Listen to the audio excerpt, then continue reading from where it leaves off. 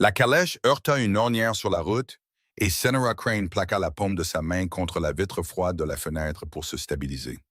Dehors, les landes défilaient dans des teintes de gris et de blanc. La première vraie neige de l'hiver se déposait sur la bruyère comme un linceul. En face d'elle, Lord Aldrich Fenmore n'avait pas levé les yeux de sa correspondance depuis 40 minutes. Elle avait compté. Elle n'avait rien d'autre à faire. « Vous n'êtes pas obligé de faire ça, dit-elle doucement. M'accompagner, je veux dire. Vous auriez pu envoyer un laquais. » Il signa le bas d'une lettre d'un trait précis et lent, le geste d'un homme qui n'avait jamais agi dans la précipitation. « Ma sœur m'a demandé de veiller à ce que vous arriviez saine et sauve au Carrefour. J'honore mes engagements. » Le voilà, l'honneur, sa seule et plus épuisante vertu. Je suis parfaitement capable de voyager seul. En novembre, sur les Landes du Nord, il plia la lettre. Certainement. Senora se retourna vers la fenêtre. Elle connaissait Aldrich Fenmore depuis 4 ans, assez longtemps pour comprendre que ses silences n'étaient pas vides, mais délibérés, que son sang-froid était une armure plutôt qu'un trait de caractère. Et que sous ses manières précises et ses yeux d'un gris terne se cachait un homme qui avait décidé il y a longtemps que ressentir des émotions était une inefficacité qu'il ne pouvait pas se permettre. Assez longtemps aussi pour avoir commis une erreur catastrophique. Pas une erreur qu'elle regrettait. C'était la vérité pure qu'elle ne pouvait dire à voix haute à personne, peut-être même pas à elle-même, en plein jour. Ce qui s'était passé entre eux n'avait pas semblé être une erreur sur le moment. Cela avait semblé, avec une clarté sans précédent pour elle, être la seule chose vraie dans une vie remplie de performances soigneusement entretenues. Elle s'était dit que c'était suffisant, que des moments volés et des ententes tacites suffisaient à une femme dans sa position. Elle avait eu tort. Elle en payait maintenant le prix de la manière la plus permanente qui soit. Elle pressa ses doigts contre son ventre, juste un instant, juste pour se rappeler que c'était réel. 14 semaines, ça aussi elle l'avait compté. Elle allait le lui dire.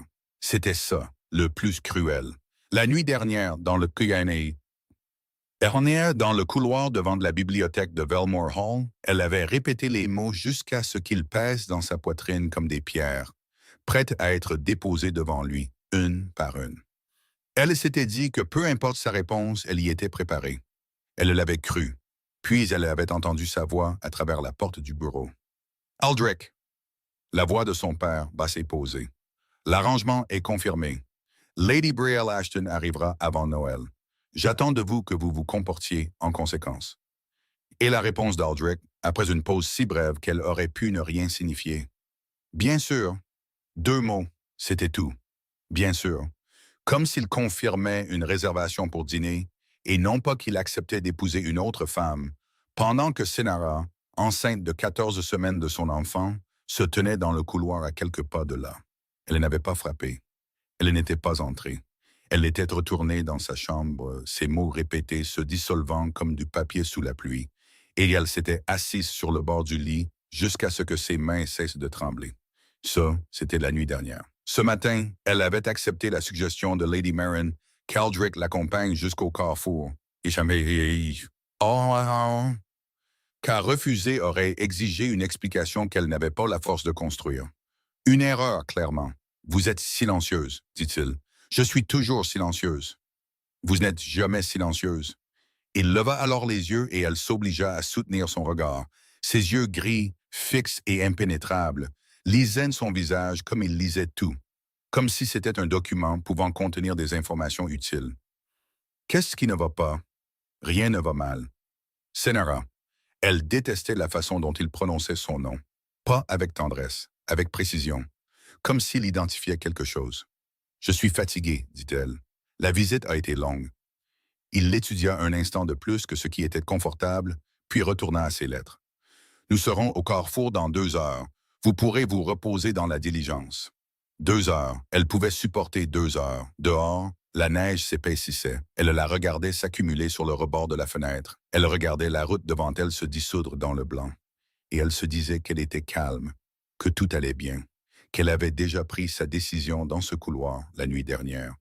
Et tout ce qu'il lui restait à faire était de l'exécuter discrètement et de disparaître avant que quiconque ne comprenne ce qu'elle emportait avec elle. Puis la calèche fit une embardée violente vers la gauche. Senora attrapa la poignée de la porte. Les lettres d'Aldrich se dispersèrent. Le véhicule s'inclina à un angle anormal. Les roues grincèrent contre quelque chose qui céda sous leur poids, et ils s'arrêtèrent de travers au milieu de la route, une roue enfoncée jusqu'à l'essieu dans un fossé caché par la neige fraîche. Aldrich était dehors avant même qu'elle ait pleinement réalisé qu'il s'était arrêté. Elle l'entendit parler au cocher d'un ton sec et maîtrisé. Elle resta assise, très immobile, une main sur la poignée de la porte, et respira. Quand il remonta, sa mâchoire était crispée. La roue est fissurée, dit-il. L'essieu était peut-être endommagé. Nous ne pouvons pas continuer tant que ce n'est pas évalué. Combien de temps? Il y a une auberge à 1 mile à l'est. Nous nous y abriterons pendant que le cocher organisera les réparations. Bien sûr qu'il y avait une auberge. Bien sûr qu'il y avait une tempête et une roue cassée et 1 mile de route enneigée, et aucune issue possible à cette calèche, à cette situation, ou à la conversation qu'elle n'avait pas encore eue. Bien sûr, elle faillit rire. Très bien, dit-elle à la place. Elle avait prononcé ce mot plus de fois au cours des 12 dernières heures qu'au cours des 12 mois précédents. Très bien, très bien. Un mot qui ne signifiait rien et permettait à tout de continuer exactement comme avant. Elle devenait une experte en la matière. La marche jusqu'à l'auberge fut misérable. La neige tombait pour de bon, le vent cinglant la lande avec une méchanceté qui semblait personnelle. Aldrich marchait à côté d'elle, une main sur son coude pour la stabiliser sur le sol verglacé.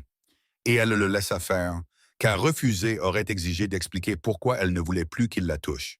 Et cette explication était une porte qu'elle ne pouvait pas ouvrir. Pas encore. La lanterne salée était petite, usée et merveilleusement chaude. Un feu flamboyait dans l'âtre de la salle commune. L'odeur de fumée de bois et de viande rôtie s'installa sur Senora comme une main sur l'épaule. Et elle resta sur le seuil un instant de plus que ce qui était strictement nécessaire. L'aubergiste était une femme large avec une expression pragmatique qui les regarda tous les deux, la neige dans leurs cheveux, la boue sur leurs bottes et l'air général de deux personnes qui n'avaient pas choisi d'être en compagnie l'une de l'autre, et dit « Il reste une chambre, un lit simple, 3 shillings. » Senora sentit Adric se figer à côté d'elle. « Ce sera suffisant, dit-il. »« Non, ça n'ira pas, dit Senora exactement au même moment. L'aubergiste haussa un sourcil. « J'ai un fermier de la vallée qui la prendra si vous ne la voulez pas. » Aldrich regarda Senora. Elle le regarda. « Un moment, dit-il à l'aubergiste, et il écarta Senora de 2 pas par le coude en baissant la voix. Il n'y a pas d'alternative rationnelle. La tempête s'aggrave. La route est impraticable. Vous ne pouvez pas dormir dans la salle commune. Je le peux.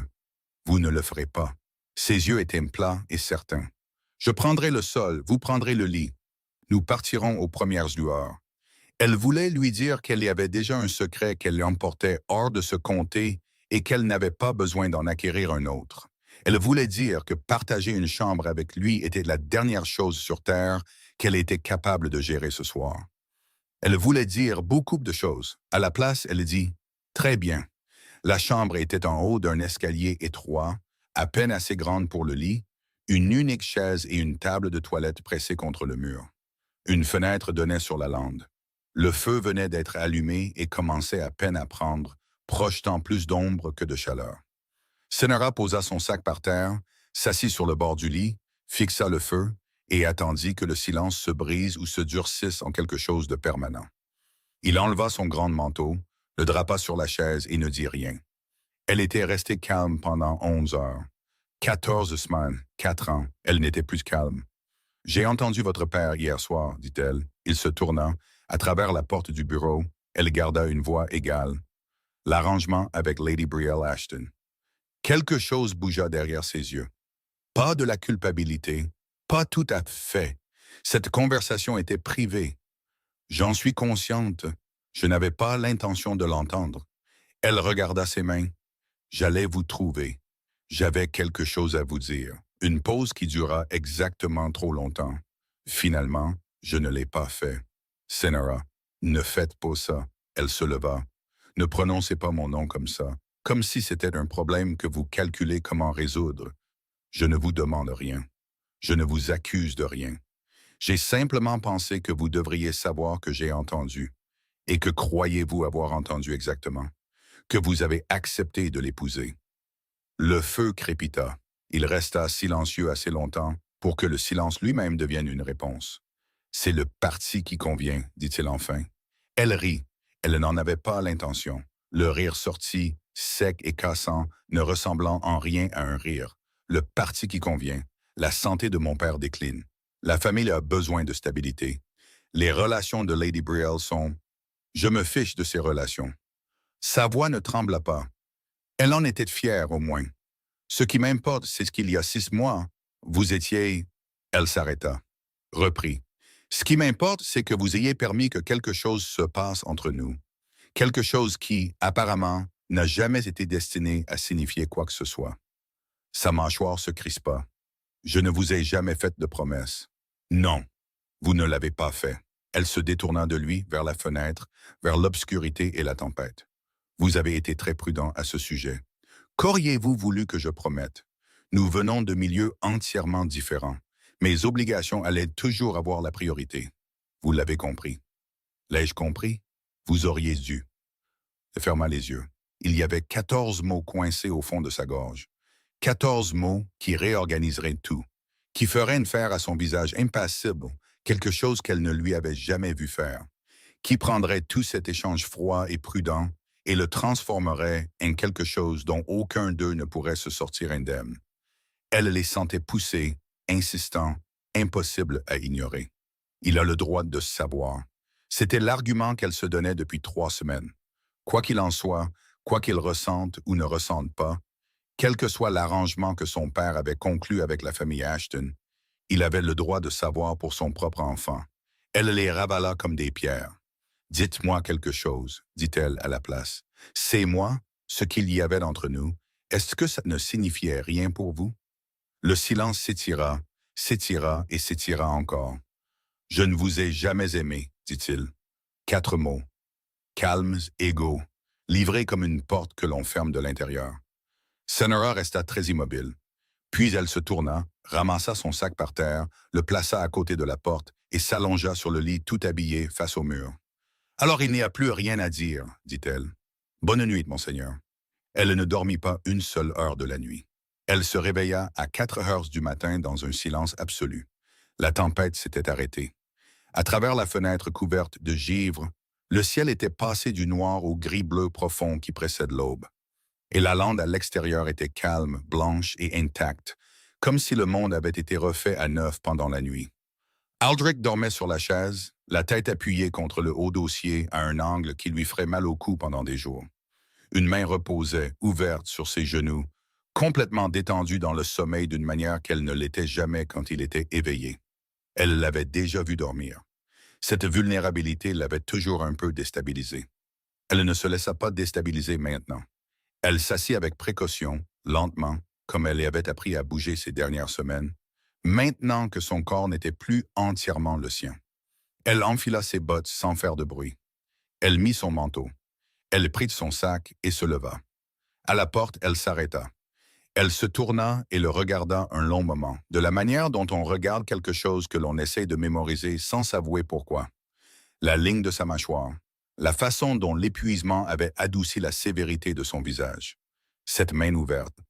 Elle pressa sa propre main sur son ventre, juste brièvement, juste une fois. Puis elle tourna la poignée très doucement et sortit. Les escaliers ne grincèrent pas. La salle 1 et la salle commune était vide et grise. Elle posa 3 shillings sur le bord pour sa moitié de la chambre, serra son manteau contre le froid d'avant l'aube et sortit de la lanterne salée dans le silence blanc de la lande.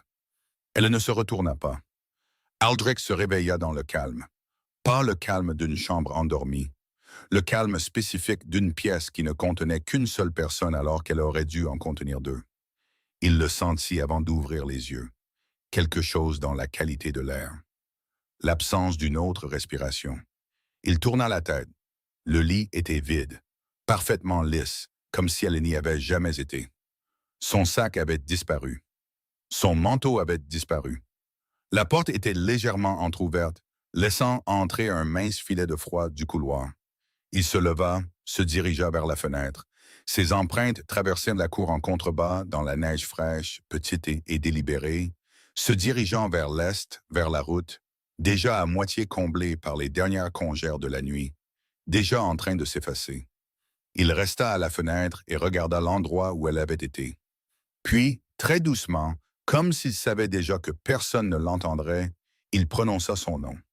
La diligence pour Harwich partait à 6 heures du matin de l'auberge du Carrefour à Aldenmere, et Senora arriva avec 4 minutes d'avance, essoufflée, frigorifiée et profondément reconnaissante pour les deux. Elle acheta son billet avec l'argent qu'elle économisait depuis octobre.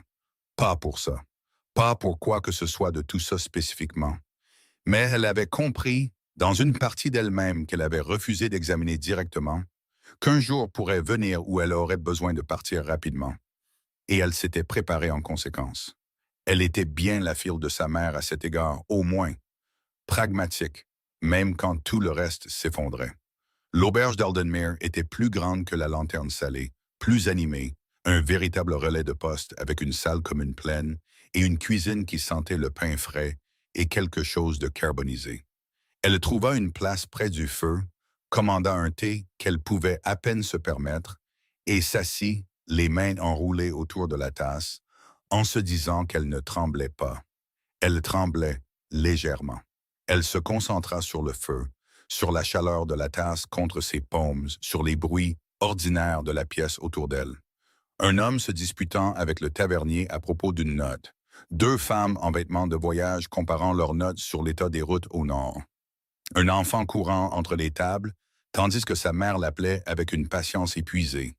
Des choses normales, des choses ordinaires. La preuve que le monde continuait de tourner même quand tout en elle était devenu très silencieux et très immobile. 14 semaines. Un matin, une décision. Elle faisait ce qu'il fallait. Elle en était presque certaine, Simone. Mademoiselle Crane, elle leva les yeux. L'homme qui se tenait devant elle avait peut-être 30 ans, bien habillé en vêtements de voyage, avec le genre d'aisance tranquille qui vient d'une vie passée à être bien reçu partout où il apparaissait. Cheveux noirs, un visage agréable, un sourire qui arrivait lentement, comme s'il avait l'intention de rester. Phelan Dorset. Elle le connaissait de la réception d'été de Belmore 3 ans auparavant. Un voisin ayant un lien lointain avec la famille Fenmore. Le genre d'homme qui se souvenait du nom de tout le monde et vous faisait sentir, brièvement, comme la personne la plus intéressante de la pièce. Elle l'avait toujours apprécié de la manière simple dont on apprécie quelqu'un qui ne vous a jamais donné la moindre raison de ne pas le faire. Elle ne s'attendait pas à le trouver ici. Monsieur Dorset. Elle esquissa ce qu'elle espérait être un sourire naturel. Quelle surprise! De même, il regarda son sac, son manteau encore humide de la marche, le thé qu'elle serrait comme si sa vie en dépendait. Son expression s'aiguisa légèrement, bien que son ton resta facile. « Vous voyagez seul? »« À Harwich, ma tante est souffrante. Je suis désolé de l'apprendre. » Il ne s'assit pas sans y être invité, elle le remarqua. « Je me dirige moi-même vers le nord. Affaire de famille. » Une pause? La diligence? Oui, comme moi d'ailleurs. Il jeta un coup d'œil à la chaise en face d'elle, une question plutôt qu'une supposition. Puis-je? Elle hocha la tête. Il s'assit, commanda un café à la jeune fille qui passait avec un plateau, s'installa dans la chaise avec l'aisance détendue d'un homme à l'aise dans n'importe quelle pièce, et ne parla pas immédiatement. Il ne remplit pas le silence de banalité, ne fit pas preuve de cette sollicitude agressive que certains hommes déploient lorsqu'ils rencontrent une femme seule dans une auberge de relais à l'aube. Il s'assit simplement, but son café, et la laissa décider de ce qu'elle voulait des prochaines minutes. Elle découvrit, à sa propre surprise, qu'elle voulait quelque chose d'elle. « Vous étiez à Belmore la saison dernière, dit-elle. » Brièvement. En septembre. Il la regarda directement mais sans pression. « Vous y étiez comme dame de compagnie de Lady Marron. » C'est exact. Il ne dit rien de plus, attendit simplement. « Et maintenant je suis ici, ajouta-t-elle, sans être tout à fait sûre pourquoi. « Et maintenant vous êtes ici, acquiesça-t-il avec une inflexion qu'elle ne pouvait pas tout à fait déchiffrer. Puis, sans prévenir, « Est-ce que tout va bien, mademoiselle Crane? » La question était si sincère qu'elle faillit y répondre honnêtement. Faillit lui parler d'un couloir et de 2 mots et d'une main pressée sur son ventre dans une chambre froide à 4 heures du matin. « Je vais parfaitement bien, dit-elle, fatiguée par le départ matinal. » Bien sûr, il accepta cela sans scepticisme visible. Puis, après un moment, « Je suis passé en voiture devant la Lanterne Salée sur la route de Harwich ce matin vers 5 heures. J'ai cru voir quelqu'un marcher seul sur la lande dans le noir. Il leva son café. Je me suis probablement trompé. Senora le regarda attentivement. Phelan Dorset la regarda en retour avec une expression agréable et entièrement indéchiffrable. Si c'était quelqu'un que vous reconnaissiez, dit-elle lentement, qu'auriez-vous fait? Je lui aurais offert une place dans ma calèche, dit-il simplement. Il gelait à peine et la route était verglacée. Elle resta silencieuse. La diligence est adéquate, dit-elle. La diligence, répondit-il, est une boîte en bois avec un courant d'air par la fenêtre de gauche et 6 étrangers qui parleront de l'état des routes pendant tout le trajet jusqu'à Harwich. Il le dit sans urgence, sans se pencher en avant, sans aucune de la pression qui l'aurait fait refuser immédiatement. Ma calèche a un brasero et une couverture de voyage et personne dedans à part mon cocher, Crew, qui ne parle pas avant midi par principe personnel. L'offre tient si vous la voulez, sans condition. Dehors, le cocher de la diligence avait commencé à appeler pour le premier embarquement. Senora regarda la porte, puis de nouveau Phelan Dorset avec son offre tranquille, ses yeux attentifs et l'immobilité particulière d'un homme assez sûr de lui pour ne pas insister. Elle pensa à Aldrich à la fenêtre de la lanterne salée, se demandant s'il y était encore, s'il s'était réveillé, si l'homme qui avait dit « Je ne vous ai jamais aimé » de cette voix calme et égale avait ressenti quoi que ce soit, en trouvant le lit vide et elle, partie. « Merci, dit-elle. Elle se leva et ramassa son sac. « Je prendrai la diligence. » Elle se dirigea vers la porte sans se retourner. Elle ne se permit pas de se demander si l'expression sur le visage de Phelan Dorset était du soulagement, du calcul ou toute autre chose. Elle ne pouvait pas se permettre de le découvrir. Pas encore.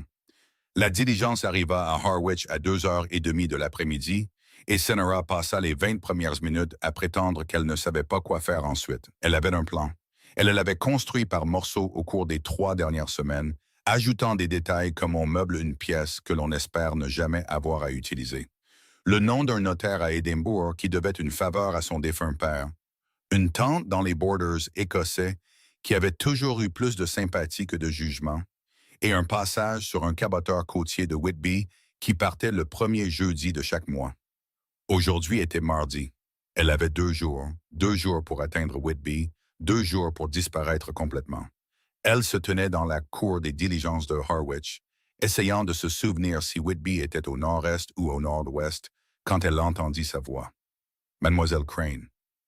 Elle se tourna lentement, comme on se tourne quand une partie de soi sait déjà. Aldrich Fenmore se tenait à l'entrée de la cour. Il n'était pas dans une calèche.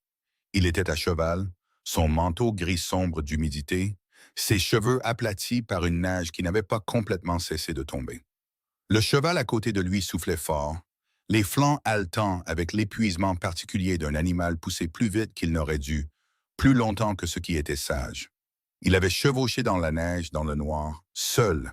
Elle ne dit rien car il n'y avait rien qu'elle puisse dire qui ne trahirait pas immédiatement quelque chose. « Vous êtes parti sans me réveiller, dit-il. Il descendit de cheval et tendit les rênes à un garçon d'écurie sans le regarder, ses yeux fixés entièrement sur son visage. « J'ai laissé une note. Vous n'avez pas laissé de note. » Elle avait eu l'intention de le faire. Elle en avait écrit 3 brouillons dans sa tête pendant la marche vers Aldenmere. Elle ne pouvait maintenant se souvenir d'un seul mot de l'un d'eux. Mademoiselle Crane. Phelan Dorset apparut à son coude avec un timing étrange qu'elle commençait à soupçonner d'être entièrement délibéré. Il portait son sac, qu'elle avait posé en se retournant et apparemment oublié. Il regarda Aldrich avec une amabilité qui n'atteignait pas tout à fait ses yeux. « Je ne crois pas que nous nous soyons rencontrés. » Aldrich le regarda juste assez longtemps pour que ce soit inconfortable. « Non. Phelan Dorset, un ami de Mademoiselle Crane des réceptions de Valmore. » Il tendit la main.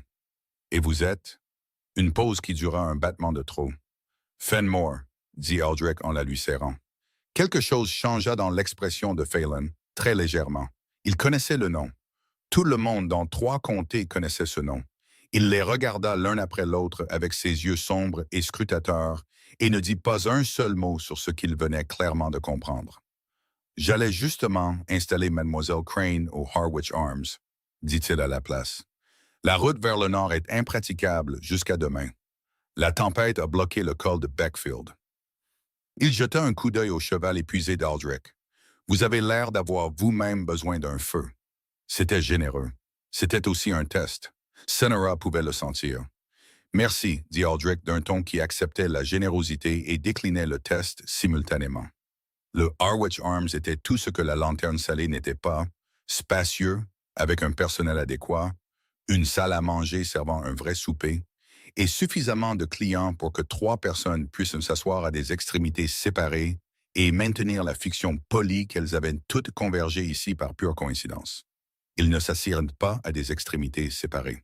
Phylan, avec une gaieté que Senara soupçonnait de dissimuler beaucoup de réflexions tactiques, arrangea une table près du feu et fit en sorte qu'il soit tout à fait naturel pour eux 3 de l'occuper. Il parla des routes, de la tempête, d'une foire aux chevaux à laquelle il avait assisté en septembre et qui avait apparemment été remarquable. Il était très doué pour parler. Il l'entraîna dans la conversation, lui arracha des réponses qu'elle n'avait pas prévu de donner, et pendant tout ce temps, elle était parfaitement consciente d'Aldrich assis juste en face d'eux, mangeant en silence, observant. Non pas observant Phelan, mais l'observant elle. Elle se concentra très fort sur sa nourriture. Ça n'aida pas. Elle pouvait sentir son attention avec la même conscience physique qu'elle l'avait toujours sentie, cette qualité particulière d'être l'objet de la concentration totale et entière d'Aldrich Fenmore. La plupart des gens, avait-elle remarqué au fil des années d'observation, trouvaient cette concentration flatteuse. Elle était rare et complète et vous faisait sentir brièvement comme si vous étiez la chose la plus importante dans la pièce. Elle avait depuis longtemps cessé de la trouver flatteuse. Elle la trouvait insupportable parce qu'elle voyait trop et reconnaissait trop peu. Et parce que le fossé entre ces deux choses était l'endroit où vivait tout ce qui était douloureux. Elle avait passé 4 ans à apprendre la grammaire des expressions d'Aldrich Fenmore, la légère contraction autour des yeux qui signifiait qu'il réfléchissait intensément, la qualité d'immobilité qui signifiait qu'il était en colère, la façon dont il tenait un verre quand il réfléchissait à quelque chose. Elle savait tout cela. Elle le savait comme on connaît une langue qu'on n'était jamais censé apprendre. Il était en train de réfléchir à quelque chose en ce moment même. Le col de Beckfield, dit-elle à Phelan, à n'importe qui, à l'air ambiant, combien de temps restera-t-il bloqué? Jusqu'à demain soir, très probablement. Phelan remplit son verre d'eau avec la compétence discrète d'un homme qui remarque les choses. Peut-être jusqu'à jeudi matin. Jeudi matin. Son bateau de Whitby partait jeudi matin. Elle posa sa fourchette. « Est-ce que tout va bien? » demanda Phelan. « Très bien, dit-elle. Ce mot encore, son mot le plus utile et le plus malhonnête. » De l'autre côté de la table, Aldrich était devenu très immobile. Il ne regardait plus son visage. Il regardait ses mains, la façon dont la gauche s'était posée sans sa permission sur sa taille. Elle l'enleva, mais pas assez vite. Elle le trouva dans le couloir devant sa chambre à 9h30, le dos contre le mur opposé, comme s'il avait su qu'elle devrait passer devant lui tôt ou tard, et avait simplement décidé d'attendre. « Nous devons parler, dit-il. Il n'y a rien à dire. »« Senora, arrêtez de dire mon nom comme ça. » Elle avait sa clé à la main et son sac sur l'épaule, et environ 9 heures avant sa dernière chance réaliste d'atteindre Whitby à Thame. Et elle n'avait pas la capacité d'avoir cette conversation maintenant. Quoi que vous soyez venu dire peut attendre jusqu'à demain matin. Vous serez parti d'ici demain matin. Elle le regarda. Il la regarda en retour.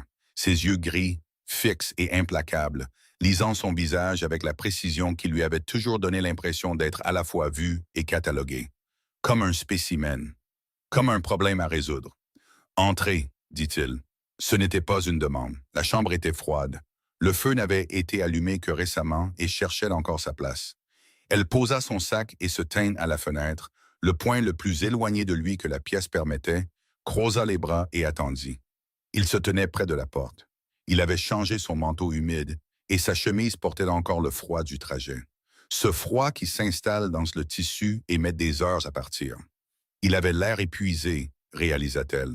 Pas de la manière polie d'un homme qui a eu une longue journée, mais de la manière profonde et fondamentale de quelqu'un fonctionnant bien en dessous de ses capacités. Elle se dit que cela n'avait pas d'importance. « Où allez-vous? » dit-il. « Ma tante est souffrante, je vous l'ai dit. »« Votre tante dans les borders écossais est en parfaite santé depuis 6 ans. » James Alderton l'a vue à une réception à Édimbourg le mois dernier et a écrit pour dire qu'elle avait meilleure mine qu'elle n'en avait eue en une décennie. Il fit une pause. J'ai demandé à votre frère avant de quitter Belmore. Elle le dévisagea. Vous avez parlé à Cormac? Brièvement. Sa mâchoire était crispée. Il ne savait pas non plus où vous étiez parti. Il était considérablement moins calme que moi à ce sujet. Cormac. Elle ferma les yeux. Elle n'avait pas encore écrit à Cormac.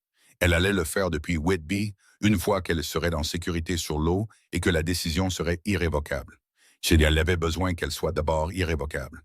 Je quitte l'Angleterre, dit-elle. Le silence qui suivit fut complet. Elle ouvrit les yeux. Il n'avait pas bougé. Pas un seul muscle visible, mais quelque chose s'était passé derrière son expression, sous sa surface calme. Quelque chose qui ressemblait, un bref instant, à un homme qui avait mis le pied sur un sol qui n'était plus solide. « Pourquoi? » dit-il. Un seul mot, très bas. « Parce que j'ai mes raisons. » Elle se tourna vers la fenêtre. « Parce que j'ai une vie à construire, et je ne peux plus la construire ici.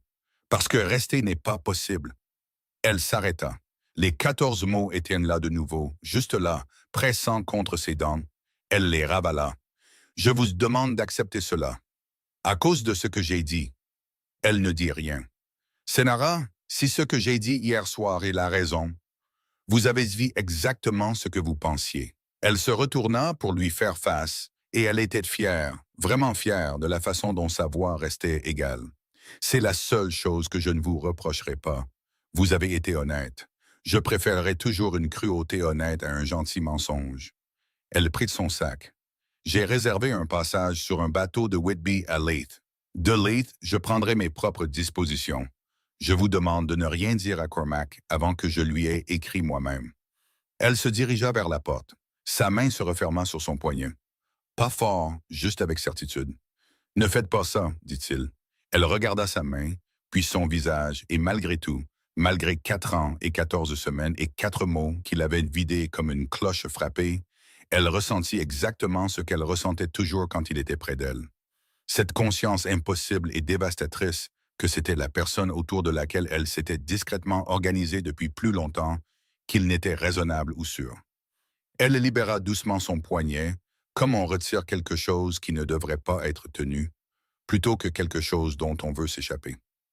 Puis elle sortit et ferma la porte. Dans sa chambre, seule, la porte verrouillée et le feu commençant enfin à offrir quelque chose de réel, elle s'assit sur le bord du lit et fit ce qu'elle ne s'était pas permis de faire depuis le couloir devant la bibliothèque de Belmore Hall. Elle pressa ses 2 mains sur son ventre et elle pleura. Pas calmement, pas doucement, le genre de pleurs qui surviennent quand on a porté quelque chose au-delà de la limite de ce qu'une personne peut porter et que le corps refuse tout simplement de continuer la tâche. Elle pleura jusqu'à ce qu'il ne reste plus rien. Puis elle se lava le visage à l'eau froide, se redressa et se dit fermement que c'était la dernière fois. Elle n'était pas tout à fait certaine de le croire. Elle n'est pas partie le lendemain matin. Ce n'était pas tant une décision qu'un fait qui s'est accumulé autour d'elle pendant la nuit, tranquillement et sans annonce, jusqu'à ce que ce soit simplement vrai. Le col de Beckfield restait bloqué. La route côtière vers Whitby était impraticable jusqu'à au moins midi. Son bateau partait à l'aube le jeudi et il n'y avait aucune route qui pouvait l'y amener à temps, et la prochaine traversée était dans une semaine entière. Une semaine, elle s'assit dans la salle à manger du Harwick Arms avec une tasse de thé qu'elle fixait depuis 20 minutes et se fit à l'idée qu'elle ne partait pas aujourd'hui et que quelque part dans cette auberge, Aldrich Fenmore ne partait pas non plus et que la distance entre ces deux faits était soit très gérable, soit entièrement impossible, selon des choix qu'elle n'avait pas encore faits. Phelan apparut à 8h30, l'air bien trop reposé pour quelqu'un qui avait passé la soirée précédente à naviguer dans une conversation à 3, avec la tension soutenue d'une partie d'échecs jouée en silence. « Le col est toujours fermé », confirma-t-il, s'asseyant en face d'elle sans demander. Il avait arrêté de demander après le 2e jour. Elle avait arrêté de s'en soucier. « Jusqu'à demain au plus tôt, selon l'aubergiste. Du verglas sur la route supérieure. »« Je sais. » Il se versa du café, la regarda avec ses yeux sombres et attentifs. « Comment allez-vous? »« Très bien. Vous avez utilisé ce mot 5 fois en ma présence, et il a signifié quelque chose de différent à chaque fois. » Il le dit sans reproche, simplement comme une observation. Je ne vais pas demander ce qui ne va pas. Je vais vous dire que j'ai une sœur à Édimbourg avec plus de chambres qu'il ne lui en faut et très peu d'intérêt pour les affaires des autres. Et que si vous aviez besoin d'un endroit où rester pour une semaine ou un mois, je pourrais m'en occuper sans que personne n'ait besoin de connaître le moindre détail. Senora le regarda un long moment. Phelan Dorset était soit entièrement bien intentionnée, soit exceptionnellement douée pour le paraître. Elle n'avait pas encore déterminé lequel, et le fait qu'elle ne puisse pas le déterminer lui en disait plus sur son état d'esprit actuel qu'elle n'était à l'aise de l'admettre. Pourquoi feriez-vous ça? Demanda-t-elle. Parce que je vous ai vu quitter une auberge de relais avant l'aube avec un seul sac et une expression que j'ai vue sur le visage de ma sœur. Il le dit simplement, sans drame. Et parce que je sais à quoi ça ressemble quand une femme porte quelque chose qu'elle ne devrait pas avoir à porter seule. Elle voulait demander ce qu'il pensait voir. Elle ne le fit pas. Merci, dit-elle. J'y réfléchirai. Il hocha la tête, retourna à son café et n'insista pas.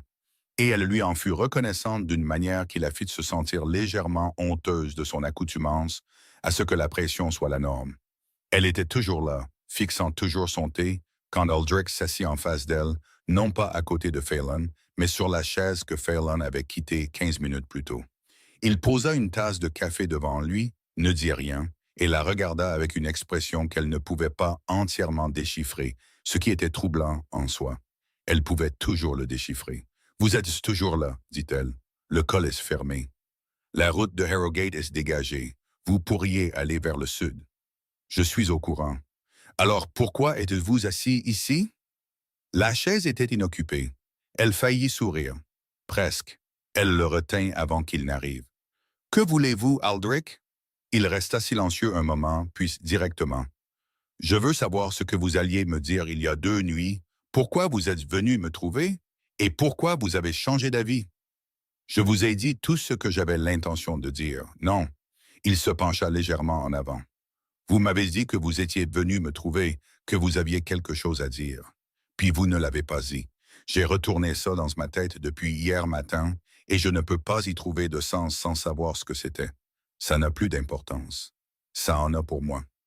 Aldrich, j'ai parcouru 16 miles dans une tempête de neige avant l'aube, dit-il très doucement.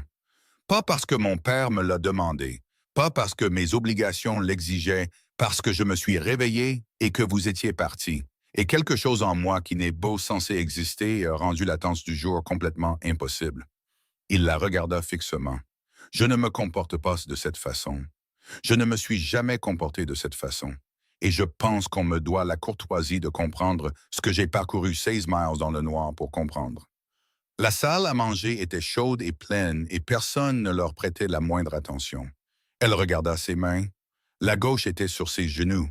Elle était consciente, avec la conscience précise et épuisante qu'il avait suivie pendant des semaines, de l'endroit où elle reposait. Elle la déplaça. Il le vit. Elle le sut parce qu'elle sentit le moment où il le fit.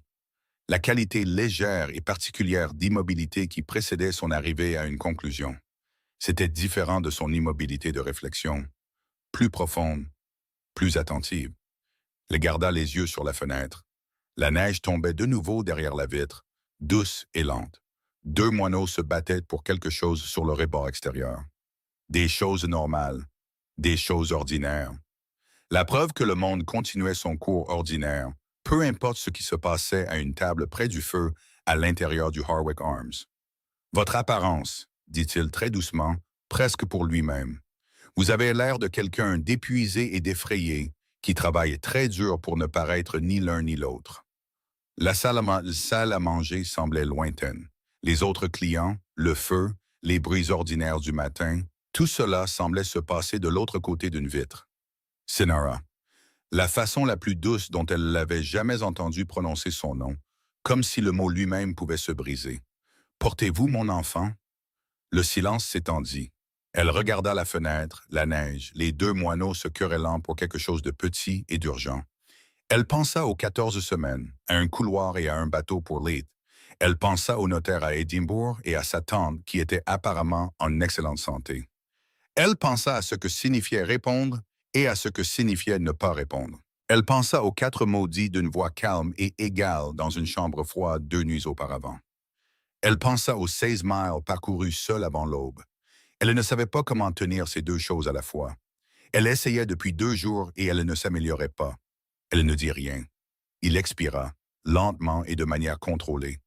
Le souffle d'un homme qui venait de recevoir une réponse sans qu'un seul mot n'ait été prononcé.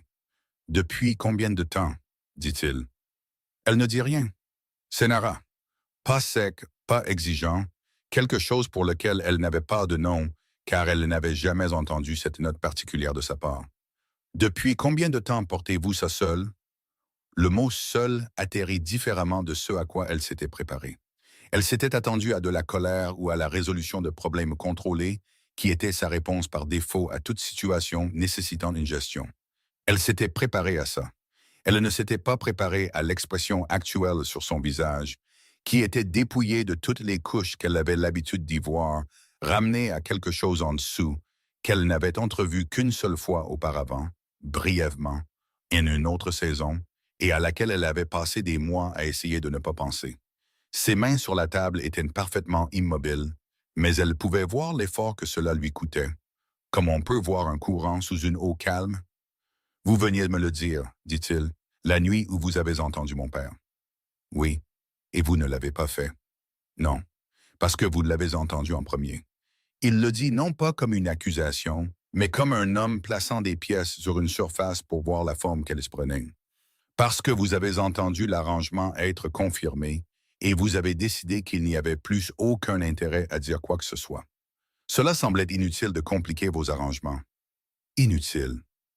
Le mot sortit avec une qualité qu'elle n'avait jamais entendue de sa part. Pas de la colère, quelque chose en dessous de la colère. Plus fondamental, vous portiez mon enfant et vous avez décidé que m'en informer était une complication inutile. De là où je me tenais, là où vous vous teniez, c'était un couloir devant mon bureau, seul avec quelque chose qui nous appartenait à tous les deux.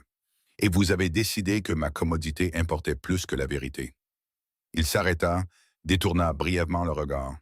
Quand il la regarda de nouveau, son expression avait été réassemblée, mais seulement partiellement. Et sous le calme, quelque chose était encore non résolu, encore en mouvement. Ce n'est pas ce que j'aurais voulu. Quoi qu'il en soit, ce n'est pas ce que j'aurais voulu. Vous m'avez dit que vous ne m'aviez jamais aimé. Je sais ce que j'ai dit. Alors qu'auriez-vous fait? Sa voix sortit plus sèche qu'elle ne l'avait prévu. Qu'auriez-vous fait exactement si j'avais frappé à cette porte et vous l'avez dit, rompu l'arrangement de votre père? M'auriez-vous choisi au détriment de tout ce que votre famille a passé 30 ans à construire? Elle secoua la tête. Je connaissais la réponse avant de poser la question. Je nous épargnais tous les deux. Il resta silencieux un long moment. Vous auriez dû me laisser répondre par moi-même, dit-il enfin. Vous aviez déjà répondu. Ce n'était pas... Il s'arrêta. Sa mâchoire se contracta. Il la regarda avec une expression qu'elle ne pouvait ni dévier ni rejeter. Quelque chose de brut et de sans défense qu'elle n'était pas habituée à voir sur son visage et ne savait pas quoi en faire. « Il y a 3 ans, dit-il, la fête des récoltes à Fillmore. Vous étiez dans la bibliothèque. Vous aviez lu quelque chose qui vous amusait et vous avez levé les yeux quand je suis entré et vous aviez ce regard sur votre visage. Celui que vous avez quand quelque chose vous a vraiment ravi. Celui que vous ne pouvez pas tout à fait contenir. » Il fit une pause, regarda la table, puis elle. Je me suis tenu sur le seuil et j'ai pensé que jamais de ma vie je n'avais voulu être la raison pour laquelle quelqu'un avait ce regard. Elle le dévisagea. 3 ans, dit-il, 3 ans à me dire que ce n'était rien, que vous étiez la sœur de Cormac et une invitée dans la maison de ma famille, et que ce que je ressentais était gérable et contenable, et n'affecterait rien d'important. Sa voix était très basse. J'avais tort. J'ai eu tort sur tout depuis très longtemps. Et il y a 2 nuits, j'ai pris tout ce que j'avais échoué à dire, et je l'ai compressé en 4 mots, et je les ai pointés sur vous comme une arme parce que j'étais... Il s'arrêta. Parce que j'avais peur de ce que je dirais si je me laissais dire quelque chose de réel. Et au lieu de rien, j'ai dit la pire chose possible. Et vous portiez déjà ça. Seul. Le mot encore. Seul. Elle n'allait pas pleurer. Elle avait déjà pleuré une fois, et elle s'était dit que c'était la dernière fois, et elle avait l'intention de tenir cette promesse. Elle posa ses paumes à plat sur la table. Elle ne dit rien pendant un long moment après qu'il eut fini. La salle à manger bougeait autour d'eux comme elle l'avait toujours fait, indifférente et chaleureuse, pleine de gens qui n'avaient aucune idée que deux personnes à une table près du feu étaient assises dans les décombres de 3 ans de silence et essayaient de voir si quelque chose pouvait en être construit.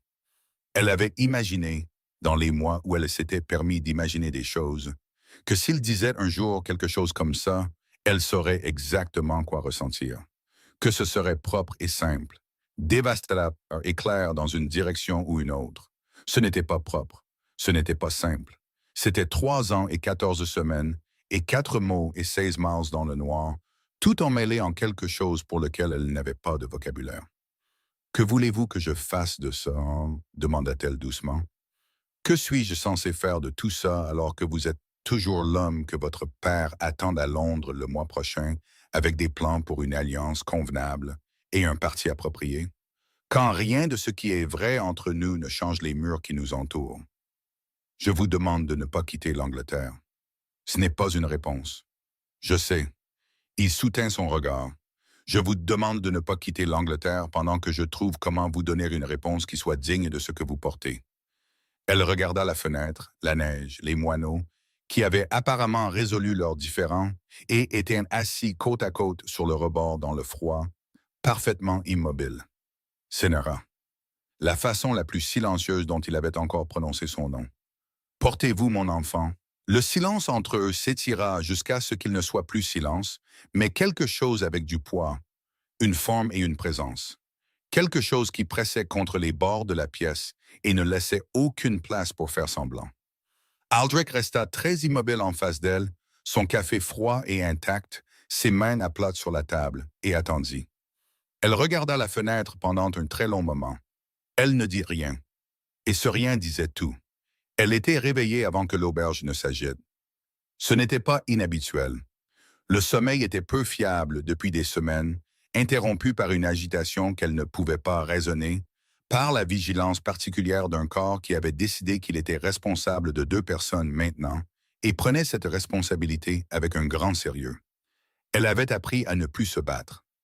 Elle s'habilla dans le noir et s'assit sur l'unique chaise près de la fenêtre froide et regarda le ciel au-dessus de la lande passer du noir au gris, puis au blanc fin et plat du début de matinée d'hiver. Et elle se dit qu'elle pensait clairement. Elle n'était pas tout à fait certaine que ce soit vrai. Phelan la trouva dans le couloir à 7h30, avant que la salle à manger ne soit vraiment ouverte, et alors que l'auberge se mettait lentement et en grinçant en route pour la journée. Il portait 2 tasses de thé, ce qu'elle trouva étrangement touchant. Il lui en tendit une et elle la prit, et ils restèrent dans le couloir en silence amical pendant un moment. De la manière dont les gens se tiennent quand ils ont dépassé le stade où il faut combler chaque vide avec des mots. Puis il plongea la main dans son manteau et en sortit d'une enveloppe. « Je veux que vous montriez quelque chose, dit-il, et je veux que vous me laissiez l'expliquer avant de dire quoi que ce soit. » Elle prit de l'enveloppe. À l'intérieur se trouvaient 2 documents, des arrangements de voyage, 2 passages sur une malle-poste de York à Édimbourg, partant dans 4 jours. Hébergement confirmé à une adresse dans la nouvelle ville. Les 2 passages étaient réservés sous des noms d'emprunt qu'elle ne reconnaissait pas. Elle regarda la date de réservation. Il y a 4 jours avant qu'elle ne quitte Belmore, avant son arrivée à Aldenmere, avant qu'elle ne prenne la diligence pour Harwich et ne le trouve à l'auberge avec ses yeux attentifs et ses manières calmes. « Vous avez réservé ça avant de me rencontrer à Aldenmere, dit-elle. « Oui. » Elle le regarda. « Phelan. » « Pourquoi? » Il resta silencieux un moment. Puis, « J'étais à Belmore il y a 3 semaines. Je suis venu voir Lady Marin pour une affaire commune. Je suis arrivé en avance. On m'a fait attendre dans le salon et j'ai entendu une conversation que je n'étais pas censé entendre. » Il la regarda droit dans les yeux, entre Lord Fenmore et son père, à propos de l'arrangement avec la famille Ashton et à propos de vous. Le couloir était très silencieux. « À propos de moi, » répéta-t-elle. Son père lui disait que tout attachement de nature personnelle devait être résolu avant l'arrivée de Lady Brielle. Il le dit avec précaution, sans embellissement. Le mot qu'il a utilisé était « résolu », comme si vous étiez une complication à gérer plutôt qu'une personne. Quelque chose bougea dans son expression. « Je suis parti avant d'être annoncé. J'ai dit à Lady Marin que je reviendrais un autre jour. Et puis j'ai pensé à ce que j'avais entendu pendant 3 semaines et je n'ai pas pu arrêter d'y penser. Elle fixa les documents dans sa main. Vous ne me connaissez pas assez bien pour faire ça, dit-elle doucement. Non, acquiesça-t-il, mais je sais ce que j'ai entendu. Et je sais ce que résolu signifie quand c'est dit sur ce ton par un homme comme ça. Il désigna l'enveloppe du menton. L'offre tient, sans condition, sans obligation. Édimbourg, dans 4 jours ou jamais. C'est entièrement votre choix. Elle replia les documents dans l'enveloppe, la teinte ne dit rien et ne remarqua pas la silhouette qui était apparue en haut de l'escalier, au bout du couloir et s'était arrêtée, très immobile, en les regardant. Elle était toujours là, l'enveloppe à la main, quand elle se tourna et trouva Aldrich dans le couloir. Il regardait l'enveloppe avec l'expression particulière qu'elle avait appris à connaître, comme la surface contrôlée de quelque chose de totalement incontrôlé en dessous. Ses yeux passèrent de l'enveloppe à Phylon, qui soutint son regard avec une fermeté qui reconnaissait tout et ne concédait rien. « Monsieur Dorset, dit Aldrich, voudriez-vous nous excuser? » Ce n'était pas une question. Phylon regarda Cynara. Elle fit le plus petit des hochements de tête. Il prit son thé et retourna vers l'escalier sans se presser, ce qu'elle soupçonnait d'être une communication délibérée adressée à Aldrich. Puis, il ne resta plus qu'eux deux. « Ce sont des documents de voyage, dit Aldrich. Oui, il a réservé un passage pour vous à Édimbourg. Il a réservé un passage pour 2 personnes. Il ne m'oblige pas à l'utiliser. » Aldrich la regarda un long moment. Elle pouvait le voir choisir ses mots comme il les choisissait toujours, avec précision, écartant ceux qui coûteraient trop cher, ou révéleraient trop de choses, ou pousseraient la conversation dans une direction où il n'était pas encore prêt à aller. Elle en avait assez d'attendre qu'il s'organise. « Vous m'avez dit que vous ne m'aviez jamais aimé, dit-elle. Alors, dites-moi quelque chose. Qu'êtes-vous venu reprendre exactement? » Il s'arrêta. Elle vit de l'impact, la manière précise dont la question l'arrêta, le suspendit quelque part entre la phrase qu'il était sur le point de former et celle qu'elle venait de forcer à exister. « Cynara, qu'avez-vous parcouru 16 miles dans le noir pour réclamer?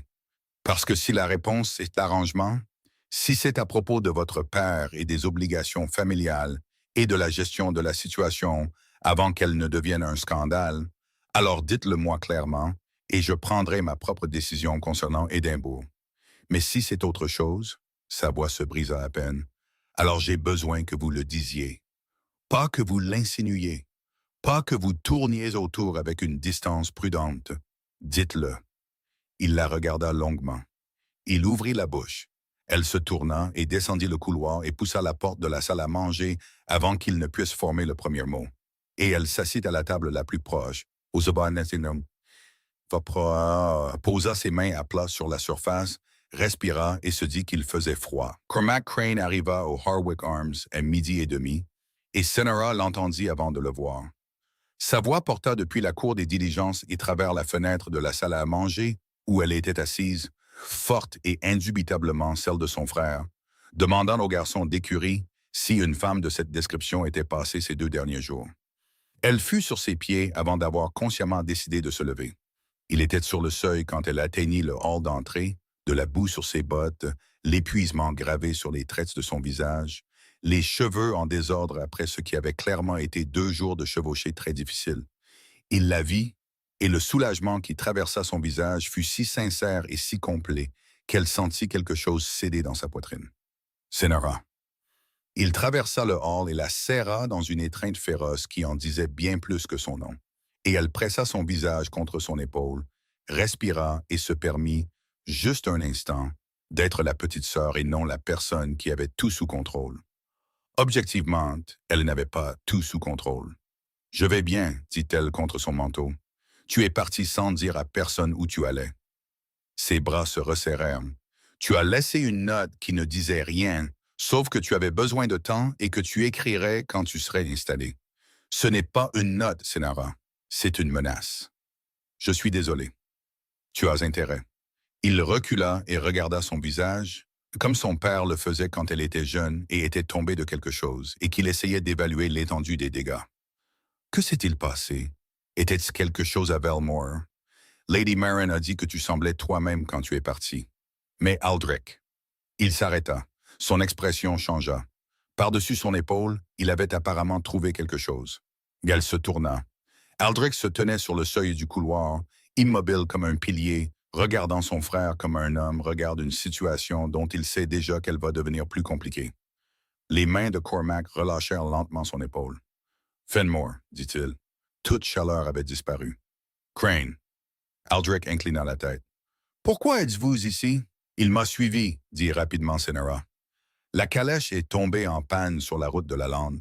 Nous nous sommes abrités à la lanterne salée, puis les routes ont été bloquées. Il m'a trouvé à Aldenmere et m'a suivi jusqu'ici. Tirpanen. Cormac les regarda l'un après l'autre avec l'expression d'un homme effectuant rapidement des calculs qu'il ne voulait pas effectuer. Il connaissait Aldrich. Ils n'avaient pas été proches, pas comme Aldrich et certains des hommes du comté. Mais ils avaient été en compagnie l'un de l'autre assez de fois pour que Cormac comprenne les grandes lignes de son caractère. Il n'était pas, Senara le savait, un homme stupide. Je vois, dit-il, ce qui signifiait qu'il voyait bien plus que la surface de ce qu'elle avait décrit. Peut-être, dit Aldrich doucement, devrions-nous parler en privé. Peut-être que nous devrions, acquiesça Cormac, et l'amabilité dans sa voix avait la température de l'eau stagnante en janvier. Ils allèrent dans le petit salon près du hall d'entrée.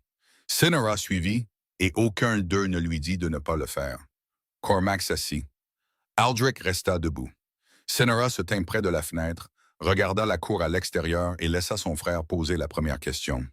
L'arrangement avec la famille Ashton, dit Cormac, j'ai entendu il y a 2 semaines qu'il avait été discrètement rompu. Je n'ai pas fait le lien à l'époque, je le fais maintenant. Il regarda Aldrich directement. Ma sœur en était-elle la raison? Aldrich ne détourna pas le regard. Oui. Cormac resta silencieux un moment. Depuis combien de temps? Plus longtemps qu'il n'était approprié. J'ai mal géré la situation depuis le début et je ne vais pas prétendre le contraire.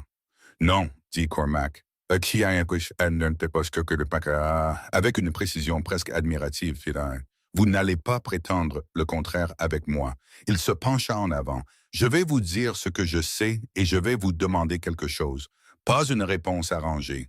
Pas une réponse qui protège les intérêts de votre famille ou les arrangements de votre père ou votre propre réputation considérable. Une réponse simple. Aldrich soutint son regard sans ciller. Très bien, je sais que l'arrangement Ashton est rompu. Je sais que vous l'avez rompu. Je sais que ma sœur a quitté Velmore avant l'aube un matin de novembre avec un seul sac.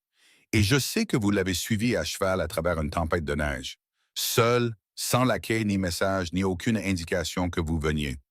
Il fit une pause. Et je sais que vous êtes dans l'orbite de ma famille depuis 4 ans.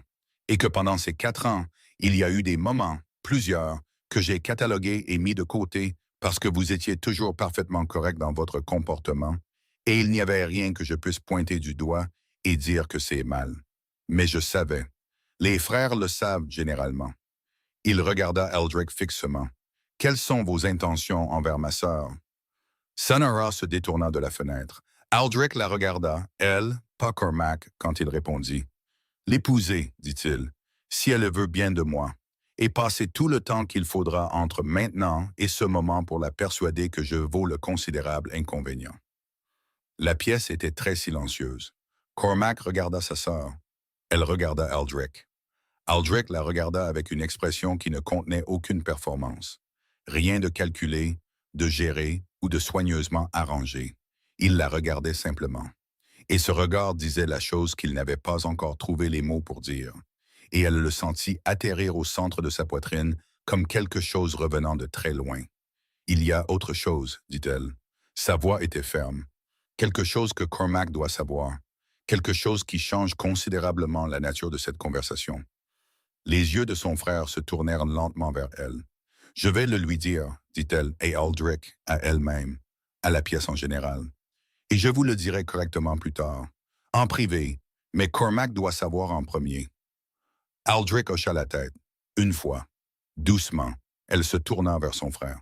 « Laisse-le nous quitter un moment, dit-elle, et puis assieds-toi. » Après qu'Aldrich soit parti et que la porte se soit refermée, elle s'assit en face de Cormac, regarda ses mains et dit « J'ai besoin que tu écoutes tout avant de dire quoi que ce soit. Peux-tu faire ça? » Cormac, à son grand crédit, dit oui.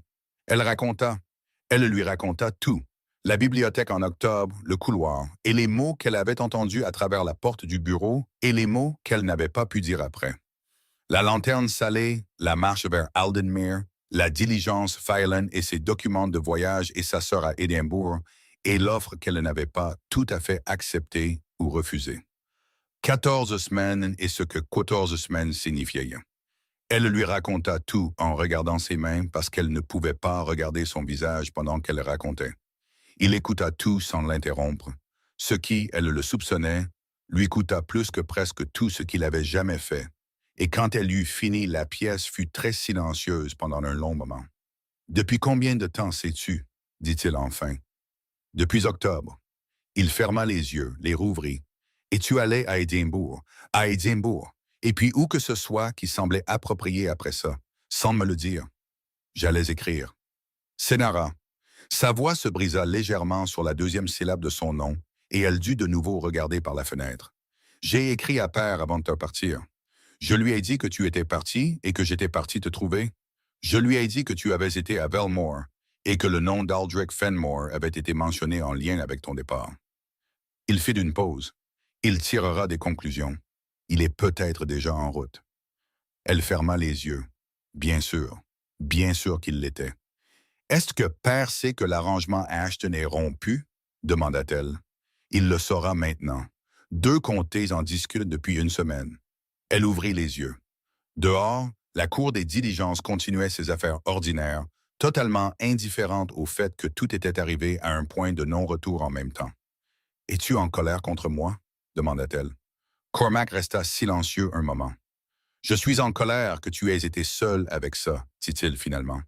Je suis en colère que tu aies pensé que tu devais l'être. C'est tout ce qui me met en colère. » Il fit une pause. « Tout le reste, je peux m'en accommoder. » Elle le regarda. « Tout le reste, je peux m'en accommoder, répéta-t-il, et elle le crut.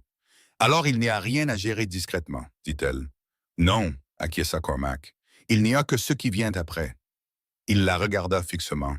Ce qui signifie que tu dois arrêter de planifier ta sortie et commencer à décider ce que tu veux vraiment. Pas ce qui est gérable, pas ce qui protège tout le monde de la conversation difficile. Ce que tu veux. Il laissa cela en suspens un moment. Parce que tu as fait des plans pour le confort des autres depuis assez longtemps. Et cela ne t'a pas, pour autant que je puisse l'observer, rendue particulièrement heureuse. Elle regarda son frère. Non, dit-elle doucement, ce n'est pas le cas. Elle resta silencieuse un long moment. Dehors, la cour des diligences vaquait à ses occupations ordinaires sans se soucier de tout cela. Il a dit qu'il voulait m'épouser, dit-elle. Je sais ce qu'il a dit, tu n'y crois pas. Cormac la regarda avec l'expression particulière qu'il réservait depuis leur enfance aux situations où il choisissait l'honnêteté plutôt que le confort. Je crois qu'il l'a dit dans le feu de l'action, dans une pièce où il sentait le poids de ce qu'il avait fait. Je ne crois pas encore qu'il le dira à la lumière froide de ce que cela lui coûte. Il fit une pause, mais je suis prêt à le découvrir. Elle marchait vers le jardin depuis 10 minutes avant de comprendre qu'elle avait pris une décision. Elle n'avait pas pris la décision consciemment. Elle s'était assemblée en dessous de la délibération, dans cette partie d'elle qui résolvait les choses sans sa supervision depuis des semaines. Le temps de gérer la distance était révolu. Quoi qu'il arrive après cette conversation, elle ne partirait pas sans dire les mots à voix haute. Elle le trouva dans le petit jardin derrière l'auberge, où quelqu'un avait fait une tentative timide de taille hivernale avant de l'abandonner aux intempéries. Il se tenait le dos tourné à la porte, les mains dans les poches de son manteau, regardant la lande au loin avec l'expression d'un homme menant une discussion interne qu'il perdait depuis un certain temps. Il l'entendit et se tourna. Elle ne se permit pas de répéter. Elle avait répété des choses pendant 14 semaines, et cela n'avait abouti à rien d'utile, et elle en avait fini avec ça. « Je porte votre enfant, dit-elle. 14 semaines. Je le sais depuis octobre. J'allais vous le dire la nuit où j'ai entendu votre père, et je ne l'ai pas fait. N'est-ce pas mal? Et j'aurais dû, peu importe ce que j'ai entendu, et j'en suis désolé. » Elle s'arrêta. Il la regarda. L'expression sur son visage n'était pas celle à laquelle elle s'était préparée. Elle s'était attendue à l'immobilité qui précède le calcul. Elle s'était attendue à le voir commencer à arranger les choses dans son esprit, évaluant les implications, cartographiant les conséquences, construisant un plan de la manière précise et sans âme dont il construisait tous les plans. Au lieu de cela, il ressemblait à un homme à qui l'on venait de donner quelque chose qu'il n'était pas certain d'avoir le droit de tenir. Il ne dit rien pendant un long moment. Puis, très doucement, « Que voulez-vous » Elle le dévisagea. Pas « Qu'allons-nous faire » Pas « Comment allons-nous gérer ça » Pas « Mon père doit savoir » ou « La situation exige une résolution » ou l'une des 100 choses contrôlées et responsables qu'elle avait anticipées de sa part. Que voulez-vous? Elle ouvrit la bouche et découvrit qu'elle n'avait pas de réponse prête, parce qu'elle avait passé 14 semaines à penser à tout, sauf à cette question. Elle avait passé 14 semaines à gérer, à arranger et à se préparer à disparaître. Et la simple franchise de sa question avait traversé tout cela et l'avait laissée debout dans un jardin d'hiver froid, sans aucune réponse préparée. Elle referma la bouche. Il attendit. Le silence s'étira entre eux, et cette voix, il était à elle. Et il le supporta sans insister, sans le combler, sans rien faire d'autre que la regarder avec cette expression pour laquelle elle n'avait toujours pas de nom. Elle se tourna et retourna à l'intérieur avant de dire quelque chose qu'elle n'était pas encore prête à dire. Elle était à la porte quand il parla de nouveau. « Je veux que vous sachiez, dit-il très doucement à son dos, que quelle que soit votre réponse, je ne vais nulle part. Je ne gère pas ça à distance. Je n'envoie pas d'arrangement en avance pour ensuite faire un suivi avec des lettres polies. Une pause. Je suis ici, dans ce jardin spécifique, dans cette auberge spécifique, au milieu de novembre. Et j'ai l'intention de rester jusqu'à ce que vous ayez une réponse pour moi. » Elle resta un moment à la porte. Puis elle entra. Elle l'entendit expirer derrière elle, un souffle doux et prudent dans l'air froid du jardin.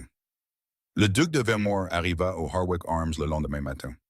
Senora sut qu'il arrivait avant que la calèche n'apparaisse dans la cour des diligences, car Aldrich était devenu très immobile au petit déjeuner, de la manière particulière qui signifiait qu'il avait vu ou entendu quelque chose par la fenêtre derrière elle, et parce que cette qualité d'immobilité était différente de son genre habituel, plus tendue, plus fondamentale, comme s'il réprimait quelque chose qui montait en pression depuis longtemps, et qui avait choisi ce matin pour exiger toute son attention. Elle l'avait observé de l'autre côté de la table du petit déjeuner ces 2 derniers jours. Elle l'avait vu parler avec Cormac dans le couloir avec l'honnêteté particulière d'un homme qui n'a plus rien à protéger en étant évasif.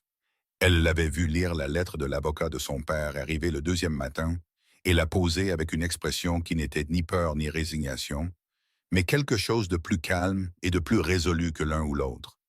L'expression d'une personne qui a pris une décision et qui est en paix avec ce qu'elle coûte. Elle ne lui avait pas encore dit ça, qu'elle l'avait vu, que cela avait changé quelque chose. Elle se tourna. La calèche dans la cour portait les armoiries des Fenmore sur sa porte. Le duc était un homme grand, plus âgé qu'elle ne l'avait imaginé d'après les descriptions d'Aldrich, qui avaient été rares, précises et dépouillées de tout sentiment, comme le sont souvent les descriptions de choses douloureuses. Il traversa le hall d'entrée de l'auberge avec l'autorité automatique d'un homme qui n'avait jamais eu à attendre de sa vie. Et il regarda la salle commune avec une expression qui parvenait à être à la fois composée et profondément, architecturalement mécontente. Ses yeux trouvèrent d'abord Aldrich. Puis ils la trouvèrent, elle. Elle soutint son regard juste assez longtemps pour établir qu'elle ne serait pas la première à baisser les yeux. Et puis elle regarda Aldrich, et Aldrich était déjà debout. Ils allèrent de nouveau dans le salon. Tous, c'était quoi? Aldrich, son père, Senora, Cormac, qui s'était positionné près de la porte, les bras croisés, en homme prêt à rester jusqu'à ce que quelque chose soit résolu. Phelan, à son crédit, avait discrètement disparu quelque part et n'était pas réapparu. Le duc regarda son fils un long moment. « Tu as mis fin à l'arrangement, dit-il, sans me consulter, sans un mot d'avertissement à la famille Ashton, sans... » « Oui, dit Aldrich, tu comprends ce que cela a coûté, ce que cela continue de coûter. Alderton a déjà écrit à 3 familles. Les Hargrove ne... » « Je comprends, dit Aldrich. Je suis conscient de chaque conséquence. Je n'ai pensé à presque rien d'autre depuis une semaine. » Son père le regarda avec une expression que Senora ne pouvait pas lire. « Alors explique-moi, dit-il avec la précision froide d'un homme construisant un dossier, ce que tu as l'intention d'offrir à cette famille qui justifie les dommages que tu as déjà causés à la nôtre. » Silence. Aldrich regarda son père un long moment, puis il regarda Senora. Elle ne dit rien. Elle s'était dit qu'elle n'interviendrait pas. C'était à lui et à lui seul. Et si elle parlait pour lui, le sauvait ou lui facilitait la tâche de quelque manière que ce soit, alors aucun d'eux ne saurait jamais si ce qu'il disait était ce qu'il pensait ou ce que la situation exigeait. Elle le regarda fixement. Choisis, lui avait-elle dit dans le couloir, dans le jardin, dans la salle à manger, dans chaque regard qu'elle lui avait lancé ces 3 derniers jours. Pas par devoir, pas pour la famille, pour toi. Il la regarda en retour, puis il regarda son père. Elle porte mon enfant, dit-il. Elle les porte depuis 14 semaines, seule, parce que je lui ai dit quelque chose qui n'était ni vrai ni gentil. Et elle l'a cru, et a pris des dispositions pour quitter l'Angleterre plutôt que de me le dire. Il fit une pause. La pièce était absolument immobile. Voilà ce que j'ai fait. C'est le compte rendu complet. Et je vous le dis maintenant plutôt que de trouver un arrangement plus discret, parce qu'elle mérite mieux qu'un arrangement plus discret. Et parce que j'en ai fini de me conduire d'une manière qui exige que tout soit géré à distance. Il pouvait entendre la respiration du duc. Il pouvait voir la manière précise et prudente dont son père se contenait face à quelque chose qu'il n'avait, pour une fois, pas anticipé. J'ai passé ma vie, continua Aldrich, et sa voix était parfaitement stable, à faire ce que la famille exigeait, non pas parce que j'y étais forcé, parce que j'y croyais. Je croyais que le devoir, la retenue et la conduite correcte étaient des substituts suffisants aux choses que le devoir et la retenue m'obligeaient à mettre de côté. Je croyais que si j'étais assez discipliné assez longtemps, le reste cesserait d'avoir de l'importance. Il fit une pause. J'avais tort, j'ai eu tort à ce sujet pendant 3 ans, et le coût de mon erreur n'a pas été payé par moi. Il a été payé par elle, et je ne suis pas disposé à prolonger cet arrangement un seul jour de plus. Le duc était très immobile. Elle n'avait rien à offrir à la position de votre famille, dit Aldrich. Pas de tête, pas d'alliance, pas d'avantage stratégique d'aucune sorte. Elle a une intelligence extraordinaire et un courage remarquable. Et elle a marché seule à travers une lande sombre à 4 heures du matin plutôt que de rester quelque part où elle se sentait indésirable. Et elle a géré un secret de 14 semaines avec un sang-froid qui fait honte à chaque personne dans cette pièce. Sa voix baissa légèrement. Ce ne sont pas des choses que je suis prêt à échanger contre une alliance avec qui que ce soit. J'ai essayé. Je n'ai pas pu le faire. Je ne vais pas réessayer. Il regarda son père directement. Je vais l'épouser, dit Aldrich. Je demande votre bénédiction parce que je n'ai pas cessé de vous respecter. Pas même maintenant. Pas même après tout. Mais je ne demande pas votre permission. Son père resta silencieux pendant un très long moment. Quand il parla enfin, sa voix avait perdu une partie de sa précision froide. Pas toute, mais une partie. Il n'a pas de titre, dit-il, pas d'alliance à apporter, pas de relation qui profite à la position de la famille. Non, acquiesça Aldrich. Tu comprends que ce n'est pas comme ça que les choses se font. Je le comprends parfaitement. Un autre long silence. Le duc regarda Cinara. Elle soutint son regard sans ciller. Non pas parce qu'elle n'avait pas peur, mais parce qu'elle n'avait plus rien à craindre. Et il s'est avéré qu'une fois ce point atteint, tout devenait considérablement plus clair. « Elle a tes yeux, dit-il à Aldrich. Ce n'était pas ce qu'elle s'attendait à ce qu'ils disent.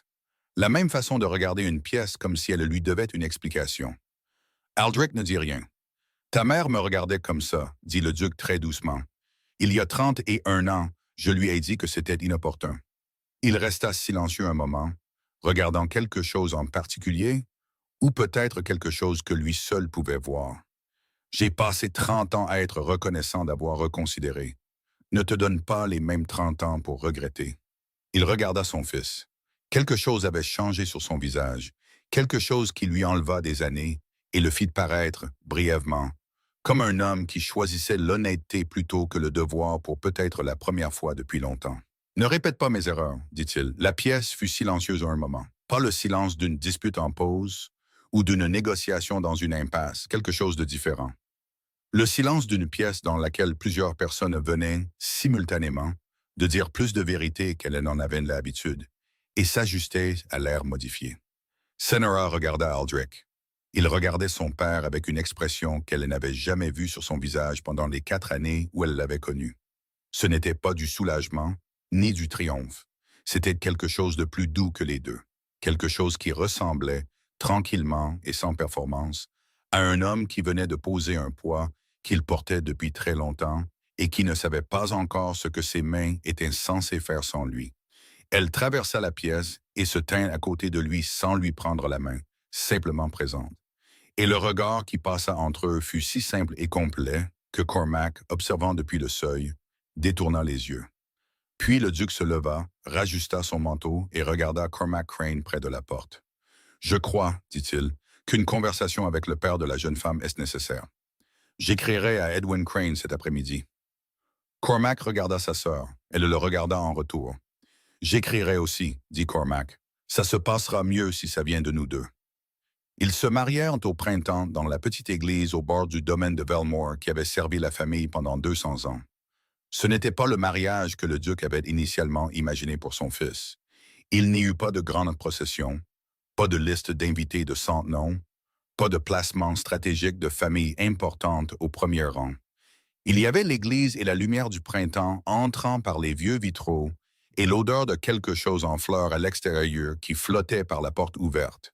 Il y avait Cormac debout avec leur père au deuxième rang, Edwin Crane, qui avait voyagé depuis le sud avec beaucoup moins de résistance que quiconque ne l'avait prévu, ayant apparemment décidé quelque part entre la lettre de Cormac et son arrivée à Belmore, qu'un homme qui abandonnait toutes ses obligations et la suivait seul à travers une tempête d'hiver, avant l'aube était le genre d'homme qui méritait d'être pris au sérieux. Il y avait Lady Maron, qui pleura si abondamment pendant la cérémonie qu'elle eut besoin de 2 mouchoirs, et en emprunta un troisième à Phelan Dorset, qui se tenait 2 rangs derrière elle et semblait sincèrement heureux de la manière simple d'un homme qui avait aidé, puis s'était gracieusement écarté sans rien demander en retour.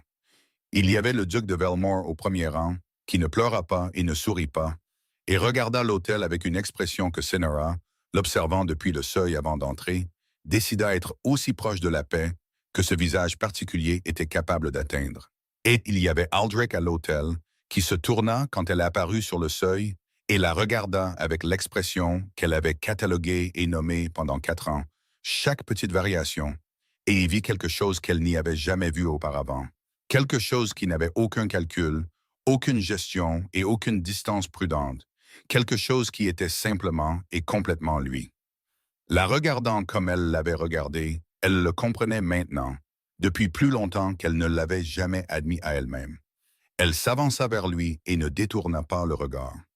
La cérémonie fut brève et les vœux étaient anciens, et elle dit oui quand on le lui demanda. Et il dit oui quand on le lui demanda, et la lumière du printemps se déplaça sur le sol en pierre, et c'était, pensa-t-elle, exactement la bonne dose de simplicité pour quelque chose qui avait été compliqué pendant si longtemps.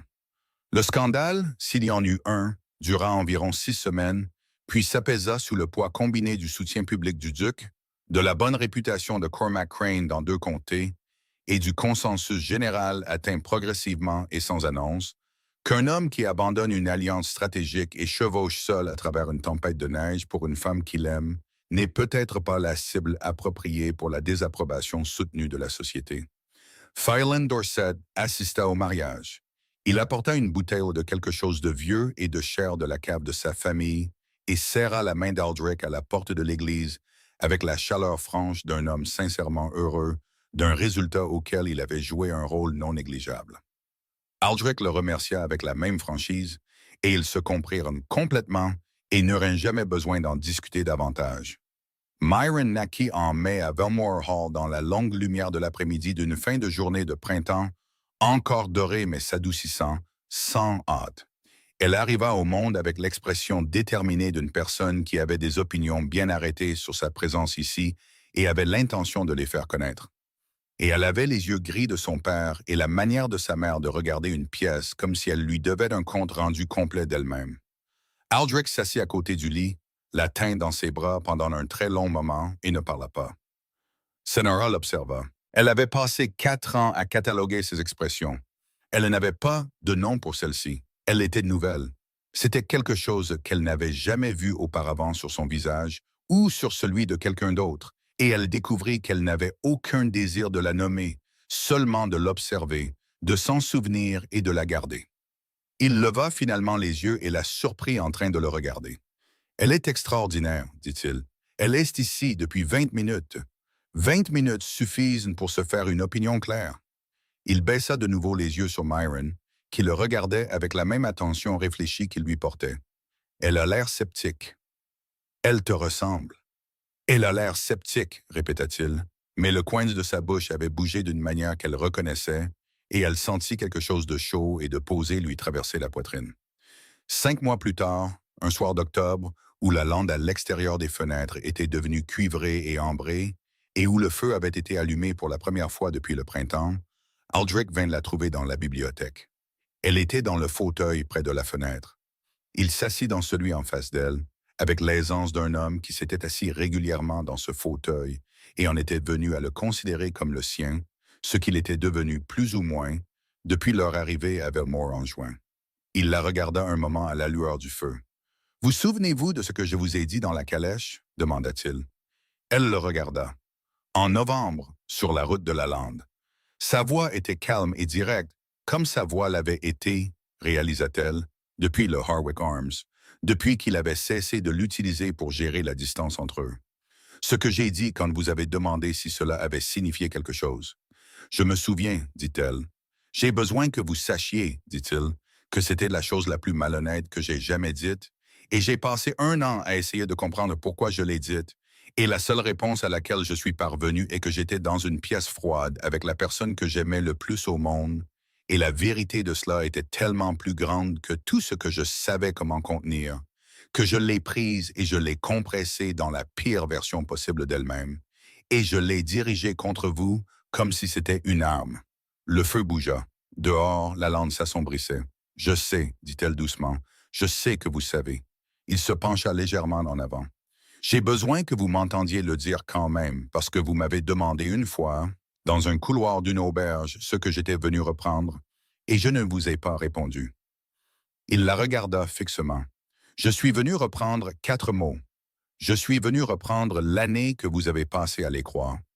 Je suis venu reprendre chaque matin où vous vous êtes réveillé seul avec ce secret, et chaque nuit où vous vous êtes endormi avec, et chaque mile entre Belmore et Aldenmere que vous avez marché dans le noir à cause de quelque chose que j'ai dit. » Elle ne dit rien. Sa gorge était trop nouée pour les mots. « Je vous aime, dit-il, depuis avant d'être assez honnête pour le savoir. Depuis une bibliothèque et un rire, et le regard sur votre visage quand quelque chose vous ravit. Depuis bien avant que je ne le mérite.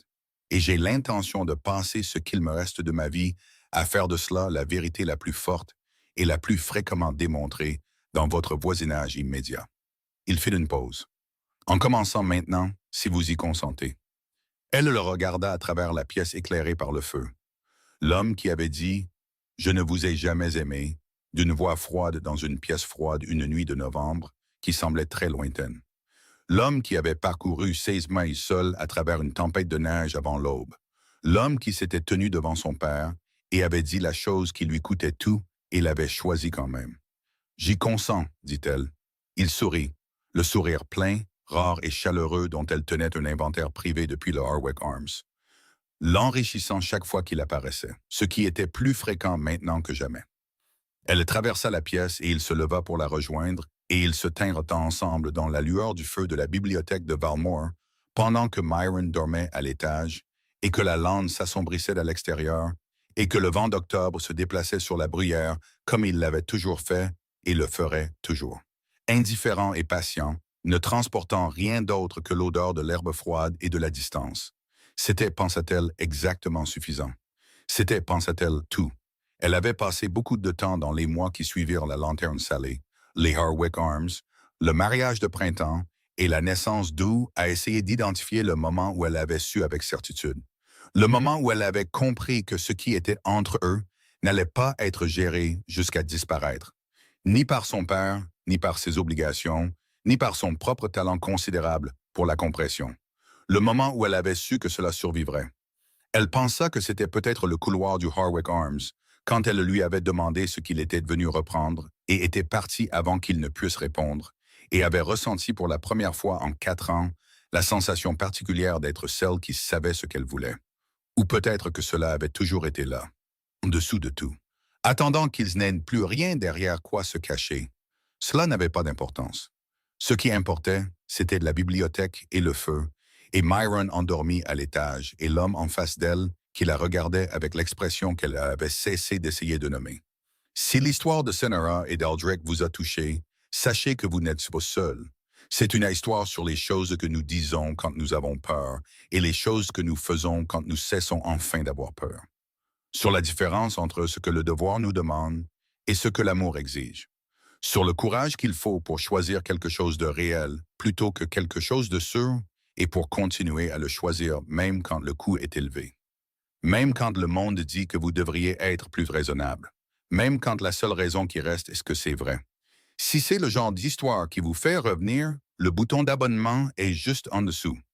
Et s'il y a quelqu'un dans votre vie qui a besoin d'entendre une histoire sur les secondes chances, partagez cette vidéo avec cette personne. Nous avons d'autres histoires comme celle-ci. Des histoires sur des choix impossibles et les gens qui ont trouvé le courage de les faire quand même. Sur les choses que nous disons dans le noir quand nous avons peur et les choses que nous faisons à la lumière quand nous cessons enfin de l'être. Sur la distance entre « je ne vous ai jamais aimé » et « je vous aime depuis avant d'être assez honnête pour le savoir ». Et tout ce qui doit se passer avant qu'une personne puisse voyager de l'un à l'autre. Nous serons là quand vous serez prêts pour la suivante.